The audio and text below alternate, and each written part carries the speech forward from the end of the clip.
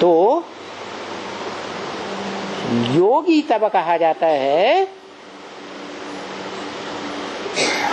जब अपने से ऊंचे से योग लगाए।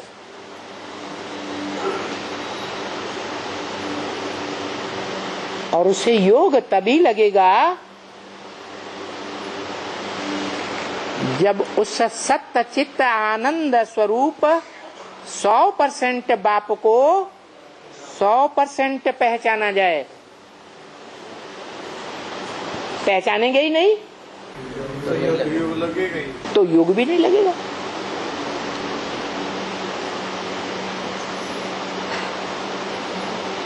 तो योगीश्वर कौन है? योगियों का ईश्वर। भारत के शास्त्रों में 3 ही व्यक्तित्व गाए हुए हैं, भले अज्ञानता के कारण हो। भक्ति मार्ग में कृष्ण को राजयोगी कहते हैं, शंकर को योगीश्वर कहते हैं, और ब्रह्मा के बड़े पुत्र सनत कुमार को योगीश्वर कहा जाता है। तो योगियों का ईश्वर एक होगा या 3 होंगे? मन एक ही है व्यक्तित्व जो इस संसार में योगीश्वर कहा जाता है, जिसके लिए शिव बाप कहते हैं ब्रह्मा के मुख से कि वो त्रेता वाला राम नहीं है, वो तो 14 कला संपूर्ण होता है। कौन सा राम? जो संगम युग में राम बाप कहा जाता है। मुरली में भी बोला, कृष्ण बच्चे को कहा जाता है, राम बाप को कहा जाता है। तो वो मनुष्य सृष्टि का बाप राम है। ये नाम क्यों पड़ा? क्या काम किया? रम्यते योगिनो यस्मिन् इति राम, जिसमें जिसकी याद में योगी लोग रमण करते हैं। जन्म जन्मांतर के अपने पार्ट को समझते हैं। कितनी खुशी होगी। और हर आत्मा संतुष्ट हो जाती है अंत समय में कि मेरा पार्ट ही सबसे अच्छा, मुझे जगत पिता का पार्ट नहीं चाहिए, इतने धक्के मुझे नहीं खाना।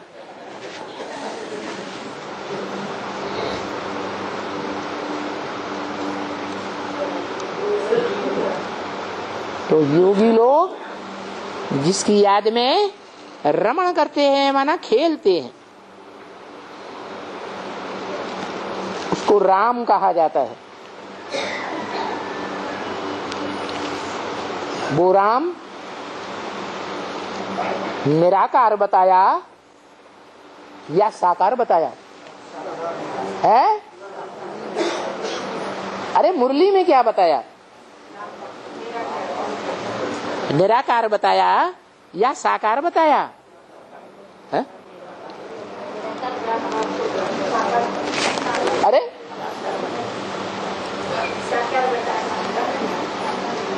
मुरली में क्या बताया?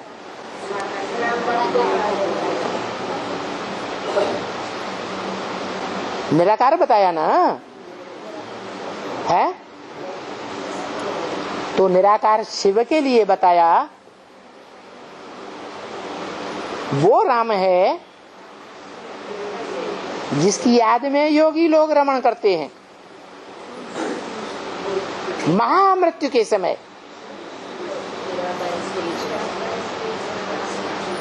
जैसे प्रत्येक मनुष्य मात्र, प्रत्येक स्त्री मृत्यु के समय है याद करती है ना किसी को, ऐसे ही वो महामृत्यु का टाइम है जिस महामृत्यु में मनुष्य सृष्टि के बाप को याद करते हैं, जो निराकारी स्टेज में भी टिक जाता है और साकारी स्टेज में भी टिक जाता है। निराकारी स्टेज में टिकता है, इसलिए उसको, उस साकार स्वरूप को भी शिवलिंग कहते हैं। क्या कहते हैं? शिव। शंकर लिंग नहीं कहते है? क्यों नहीं कहते?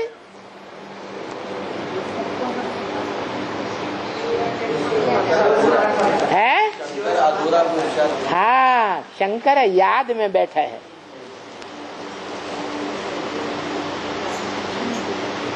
जो सब्जेक्ट्स में सबसे पावरफुल सब्जेक्ट है याद,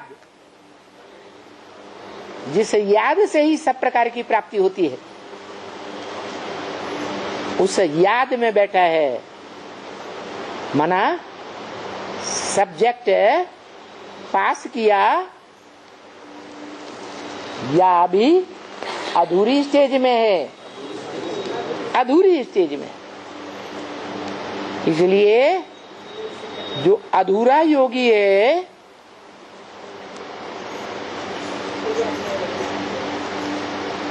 इंद्रियों के साथ कर्म करते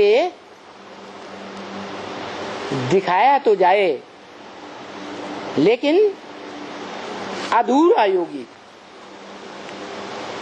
अभी अभी इंद्रियों का रस लेने में मन बुद्धि चली गई, अभी अभी उससे पार चली गई, तो अधूरा या संपूर्ण? अधूरा योगी है, अपूर्ण योगी है। सारा संसार संपूर्ण योगी के रूप शिवलिंग को याद करती है महामृत्यु के समय। और संपूर्ण योगी वही बनेगा जो प्रैक्टिस करे। गीता में क्या है? अभ्यास है न तो कौन्तेय, अभ्यास बार बार करना पड़े। इंद्रियों से कर्म करते याद में निरंतर रहने का अभ्यास करना पड़े। निरंतर याद है तो संपूर्ण योगी, नहीं तो अपूर्ण योगी। अपूर्ण योगी है तो भोगी है या योगी है? भोगी है। ये बात दूसरी है। कोई मन बुद्धि से थोड़े समय भोग करता हो, कोई ज्यादा समय भोग करता हो, है तो भोगी ना। इसलिए बोला निरंतर मुझे याद करो। समय का कोई अंतर ना पड़ने पाए, उसको कहेंगे संपूर्ण योगी। परंतु अभी हम बच्चों की स्थिति क्या है 80 साल के बाद?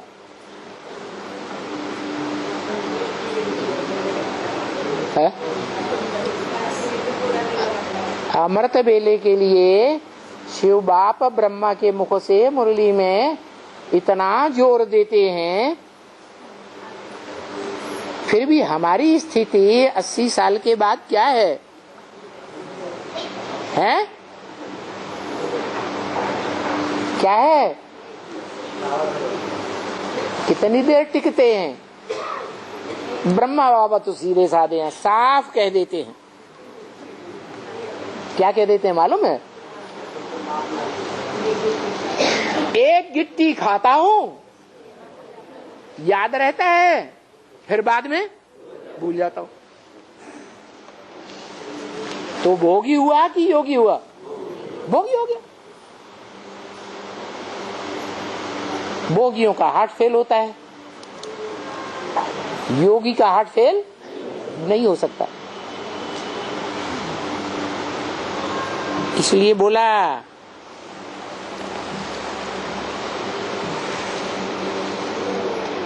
ये 32 किरणों वाला शिवलिंग का चित्र तुमको लिखत में दे देते हैं 32 गुणों वाला। ये गुण निराकार में होते हैं या साकार में होते हैं? निर्गुण में कोई गुण नहीं होता। मुझे निर्गुण हारे में कोई गुण नहीं।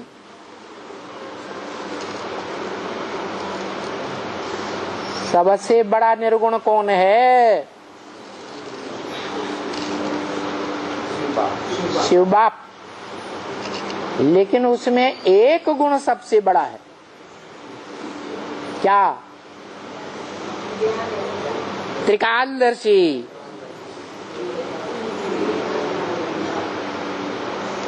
सत्य ज्ञान देने वाला। और वो हम बच्चों में भी क्या गुण देखता है? क्या देखता है? दुनिया ने आत्माओं के बाप को नहीं पहचाना, लेकिन तुम बच्चे मुझे बाप को पहचानते हो। ये बड़े से बड़ा गुण है जो बाप देखते हैं। ये जो त्रिमूर्ति के नीचे में लिखते हैं ना, क्या कहा है?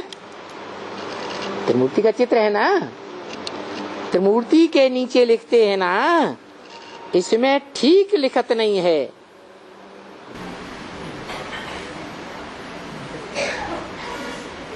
क्यों? यथार्थ नहीं है। मूर्ति है, यथार्थ नहीं। ब्रह्मा द्वारा स्थापना, विष्णु द्वारा पालना, शंकर द्वारा विनाश, इसमें ठीक लिखत नहीं है। है? कैसे? माने ब्रह्मा द्वारा स्थापना नहीं होती? अरे होती है या नहीं होती है? होती है। स्वर्ग की स्थापना होती है, ब्राह्मण धर्म की स्थापना होती है, वो भी एक भी संपन्न ब्राह्मण की स्थापना नहीं होती। क्या? अधूरे ब्राह्मणों की स्थापना होती या संपन्न ब्राह्मणों की स्थापना होती? अधूरे ब्राह्मणों की स्थापना होती। इसलिए ब्रह्मा द्वारा स्थापना ये भी ठीक लिखत नहीं है। विष्णु द्वारा पालना,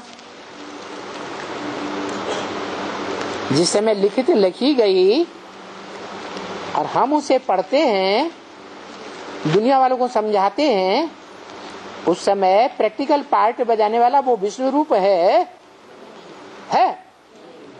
तो वो भी ठीक है या नहीं ठीक है? वो भी ठीक है ना। और शंकर द्वारा विनाश, तो क्या आसुरी सृष्टि का शंकर द्वारा विनाश हुआ? नहीं हुआ। ब्राह्मणों की दुनिया में नहीं हुआ है? ब्राह्मणों की दुनिया में हुआ या नहीं हुआ? हुआ।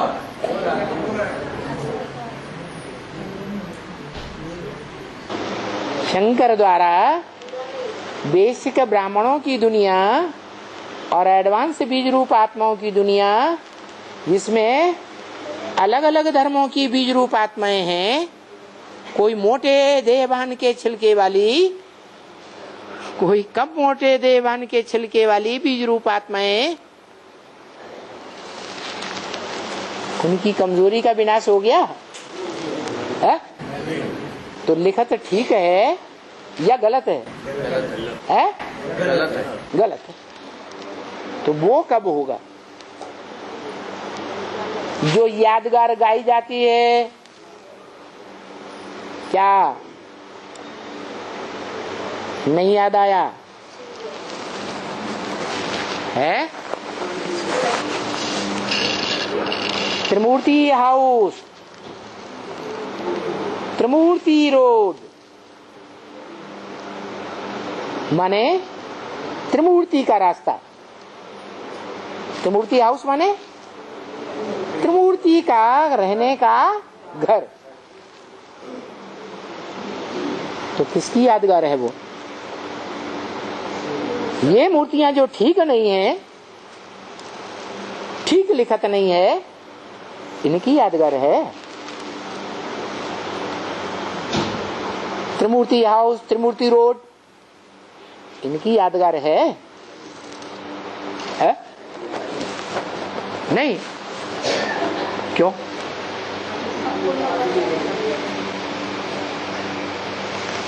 क्यों नहीं?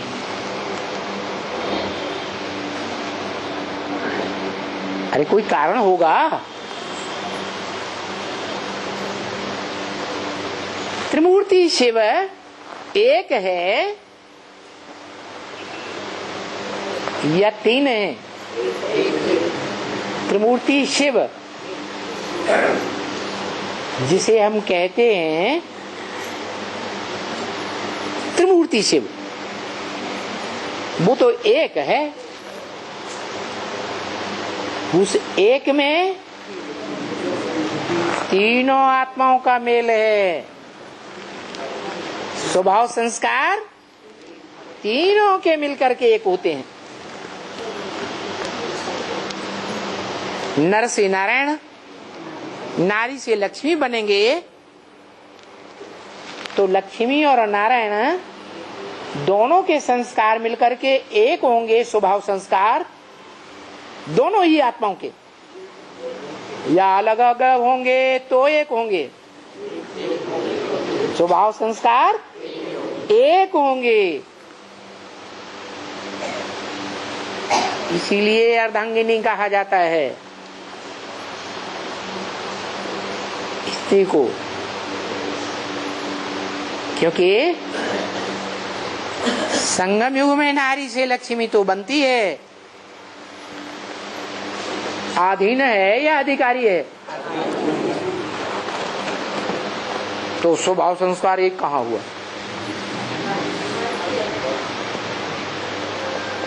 एक हुआ है? एक अधिकारी और एक अधीन, ये स्वभाव संस्कार से एक हो गए हैं? नहीं हुए। जब एक बनते हैं, क्या स्वभाव संस्कार दोनों आत्माओं के एक बनते हैं, तो वो एक कहा जाता है विष्णु। लक्ष्मी नारायण का कंबाइंड रूप।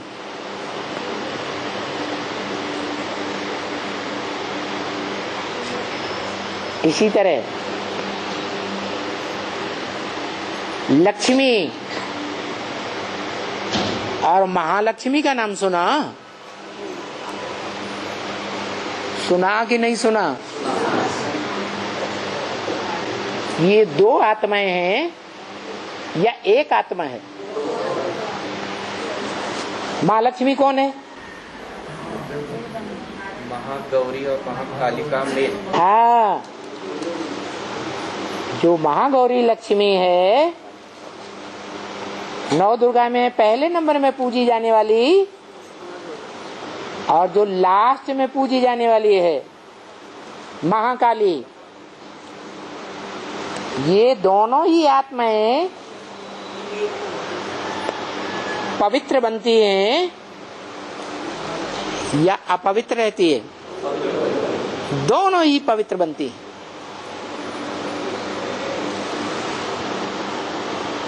माँ काली कैसे पवित्र बन जाएगी? है इसकी याद से? माँ काली के, दुर्गा के जहां जहां चित्र दिखाए जाते हैं, वहां मस्तक पर शंकर का चित्र दिखाते हैं। पुराने चित्रों में, पुरानी मूर्तियों में, पुराने मंदिरों में। मना शरीर से विकारी है, कर्मेंद्रियों से विकारी है, या मन बुद्धि से विकारी है? कर्म इंद्रियों से विकारी है, लेकिन मन बुद्धि कहाँ रखी हुई है? उसी की याद में रखी है जो साकार सो निराकार संपन्न स्टेज धारण करने वाला है।